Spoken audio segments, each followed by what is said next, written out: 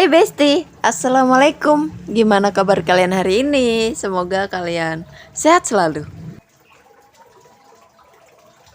Jadi Bes, untuk kegiatan berkebun di pagi ini aku rencananya, bukan rencana sih, mau tak lakukan sekarang. Aku mau pindah tanam sawi pagoda Bes. Ya, kalian ingat kan aku pernah semai benih sawi pagoda dan alhamdulillah tukul. Dan ini itu aku juga mau pindah tanam seledri. Dan seledri itu kok menurutku kok suwi ya Bes, lama gitu kayak tanam seledriku. Ya Allah ya Allah, tapi nggak apa-apa, ini nanti walaupun kecil-kecil seperti ini nanti bakal tak pindah. Sekarang mari kita pindah tanam dulu untuk sawi pagodanya. Nah, sawi pagoda ini itu sudah berumur kurang lebih berapa ya, 2 minggu kali Bes, aku lupa juga kapan aku tanamnya. Di sini untuk sawi pagodanya nanti akan aku tanam di pot galon. Pot galon yang sudah aku siapkan. Pot galonnya tuh gantung gitu loh Bes. Gimana tuh menjelaskannya? Pokoknya nanti tak review Bes. Sekarang kita cabut dulu untuk sawi pagoda nih. Dicabut sama tanah-tanah seperti ini ya Bes. Diusahakan jangan sampai putul. Nanti kalau sampai putul ini enggak bisa ditanam Bes, bisa-bisa mati. Dan ini dia loh Bes yang tak maksud. Ini pot galon sing tak gantung. Ini tuh tutup bagian atasnya galon gitu, terus tak iris, terus tak kasih lubang. Nah ini nanti sudah tak kasih media tanam juga, tak gantung juga, dan siap untuk dibuat tanam sawi pagoda. Sekarang mari kita tanam dulu sawi pagodanya Bes.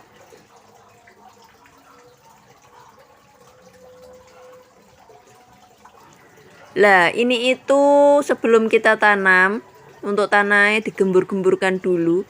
Dikarenakan aku sudah menyiapkan pot galon ini sekitar 1 minggu yang lalu, tapi belum kepikiran mau tak kasih tanaman apa. Ya udah akhirnya sawi pagodanya tak pindah ning kene.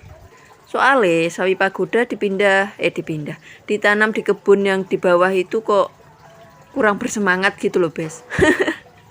Akhirnya aku memutuskan untuk tak pindah di pot galon yang di atas saja. Ini kita pindah satu-satu ya Bes.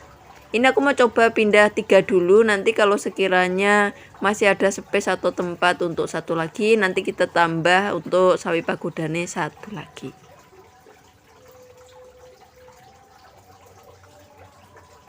Dan sawi pagoda ini itu adalah jenis sawi, ya namanya juga sawi, pasti jenisnya sama. Cuman mungkin beda bentuk Bes. Sawi ini itu berasal dari beberapa daerah, salah satunya yaitu di Tiongkok. Wah jauh tenan. Sawi pagoda ini memiliki bentuk dan warna yang unik, yaitu selain bentuk daunnya yang oval, sawi pagoda ini juga memiliki warna hijau yang pekat dan sangat mencolok Bes. Jadi warnanya itu beda dengan sawi-sawi yang lain, kayak sawi cesim gitu beda. Ini warnanya rada ijo, ijone ti ijo-ijo ngono ke lho Bes. Dan katanya sawi pagoda ini bagian batangnya itu juga renyah gitu loh Bes. Batang dan daunnya itu renyah banget. Aku penasaran, jadi akhirnya aku memutuskan untuk menanamnya. Semoga ini nanti bisa tumbuh ya Bes, subur ngono ben aku bisa ngasih lihat ke kalian, bisa pamer ke kalian bahwa aku punya dan bisa bertanam sawi pagoda. Selain bentuknya yang cantik dan menawan, sawi pagoda ini juga saja memiliki kandungan dan manfaat yang luar biasa Bes. Salah satunya adalah sawi pagoda ini mengandung vitamin A, terus vitamin E, vitamin K, asam folat, dan asam glukosinolat. Tuh, manfaatnya bagus sekali Bes. Nanti bakal tak kasih update ke kalian bagaimana kondisi untuk perkembangan sawi pagodanya. Dan sekarang untuk pindah tanam sawi pagodane sudah rampung. Di sini untuk pot galonnya tak tanam 4 sawi pagoda. Nah, sisa yang di kebun bawah itu nanti tak rapikan saja. Di sini aku mau coba 4 dulu, nanti kalau bagus aku bakal siapkan untuk media tanam selanjutnya untuk menanam kembali sawi pagoda. Setelah pindah tanam sawi pagoda nih rampung, di sini aku lanjut untuk membereskan kebun yang di bawah ini loh, guys, kebun mini. Dan masya Allah ini tuh tanamannya berantakan sekali. Padahal di sini itu tadinya tak sebarin benih banyak gitu loh, guys. Ada bayam, ada kangkung, ada seledri. Aku pernah cebar terong juga, cuman nggak tukul. Terus ternyata untuk pertumbuhannya kurang bagus. Mereka tukul, guys, tumbuh. Cuman dihabiskan sama hama siput. Siput yang di rawa-rawa itu loh, guys. Ya Allah, itu menyebalkan sekali.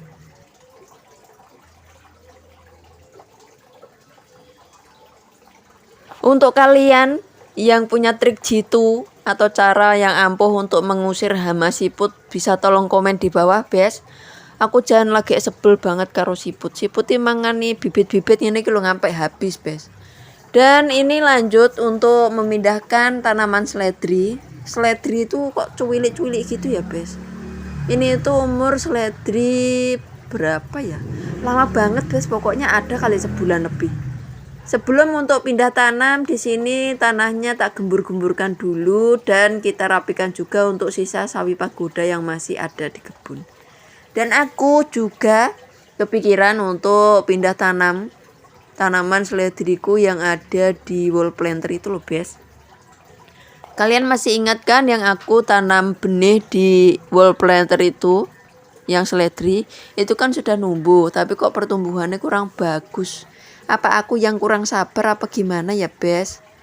Nanti juga akan aku pindahkan ke tempat sini, tak jadikan satu, tak derek-derek gitu, guys, biar rapi.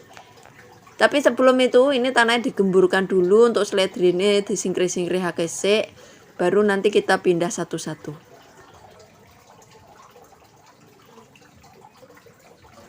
Tadinya tak kirain itu menanam seledri itu bakal mudah, kayak disebar, tukul, gedene cepet gitu loh, guys. Ternyata enggak, guys. Tuh. Ini tuh udah sebulan tapi ukurannya segitu-gitu terus. Ya Allah, ini aku yang kurang sabar atau bagaimana, guys? Untuk kalian yang sudah berhasil tanam seledri, bagi tips dong bagaimana caranya aku bisa menanam seledri dan berhasil. Tuh, ukuran seledrinya tuh segitu tok. Ya Allah, ya Allah. Ini nanti kita pilihin untuk yang besar-besarnya. Kalau aku tanam ini tanggal 8 bulan 10. Sekarang ini bulan 11. Oh, wis 30 hari lebih toh. Tapi untuk ukurannya ya segitu-gitu tok. Ini nanti kita ambilin yang besar-besar, guys, lalu kita pindahkan di kebun yang di bawah. Entah ini kurang matahari atau kurang nutrisi, aku juga kurang tahu. Tolong bantu komen, guys, biar aku nggak bingung.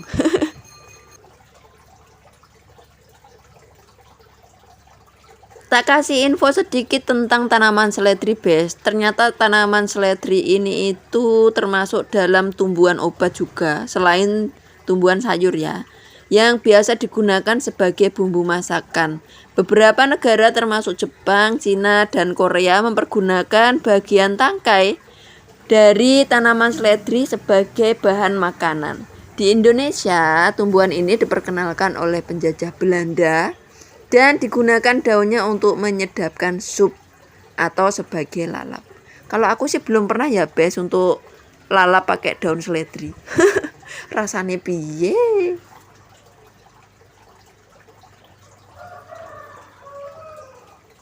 Kabar baiknya, guys, ternyata tanaman seledri ini bisa diperbanyak selain dari biji. Maksudnya bisa diperbanyak tanpa harus memakai biji gitu loh, guys. Jadi perbanyakan tanaman seledri ini bisa menggunakan cara vegetatif, guys, atau dari anakan. Untuk kalian yang sudah punya tanaman seledri yang besar gitu, pasti kalian sudah tahu cara ini. Untuk aku kayaknya belum. Nanti nunggu tanaman seledriku subur dulu. Untuk cara vegetatif ini dilakukan pada budidaya skala kecil atau skala rumahan, guys, seperti untuk ditanam di pekarangan rumah dengan menggunakan pot atau polybag.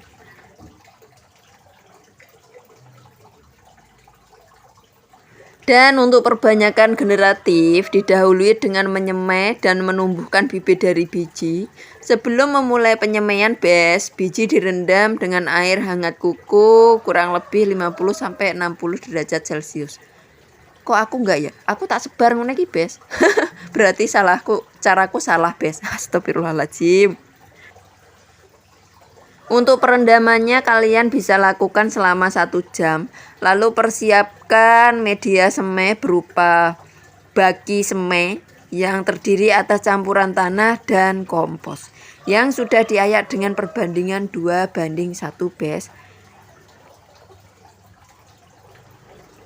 Terus untuk langkah selanjutnya, pada media semai dibuat alur garitan sedalam 0,5 cm, Bes, atau kayak dipalir kecil gitu dengan jarak alur 10-20 cm. Itu cara yang benar ya, Bes.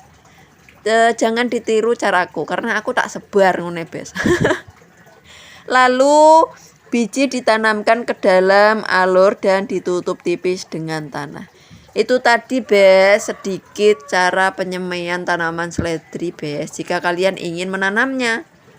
Di sini aku ternyata untuk cara penyemaiannya salah. Karena aku pas semaiannya itu langsung tak tebar gitu, bijinya tidak tak rendam dulu dengan air hangat. Ya mungkin itu kali ya sebabnya untuk pertumbuhan tanaman seledrinya kurang maksimal. Dan di sini untuk tanaman seledri yang di wall planter sudah tak jabuti kabeh, Bes, tak pindah ke bawah.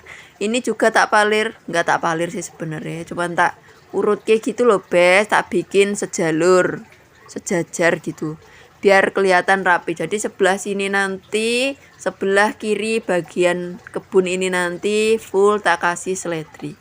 Untuk bayam-bayam yang tersisa tadi, untuk yang kecil-kecil tak buang, sisanya tak taruh di pinggir-pinggir yang sebelah situ. Untuk kalian yang suka berkebun di halaman rumah, di kebun berlahan sempit, yang sudah berhasil tanam sawi pagoda dan juga seledri, atau yang sedang memulai untuk bertanam sawi pagoda dan seledri, kalian bisa berbagi tips dan saran di kolom komentar ya, Bes. Mari kita belajar berkebun bersama. Dan berkebun itu menurutku adalah salah satu cara terbaik menghilangkan stres, Bes. Berkebun itu adalah salah satu healing terbaik, itu menurutku ya, Bes. Saat aku lagi suntuk dan bete itu terus tak bawa berkebun. Mbuh nanam opo pokoknya utek yang ngarep. Entah tanam cabai, entah tanam sawi, entah tanam apapun itu. Entah walaupun cuman jabut-jabut rumput, itu sangat membantu untuk menjernihkan hati dan pikiran. Untuk kalian yang belum memulai berkebun, kalian boleh coba sih. Tanam yang simple-simple aja, Bes, nggak usah yang berat-berat. Jika kalian tidak suka tanam sayuran, ya kalian bisa tanam bunga, tanaman hias, dan tanam-tanaman yang lainnya. Happy gardening, Besti. Nggak berasa, Bes, pindah tanam seledrinya sudah rampung. Ya Allah, maafkan aku yang terlalu banyak ngoceh. Untuk seledrine sudah mening, terus sawi pagodanya juga sudah mening. Loh, cuantik ya, Bes. Dan sekian untuk video pindah tanam sawi pagoda terus tanaman seledri di kebun halaman rumah, Bes. Dan untuk kalian, terima kasih.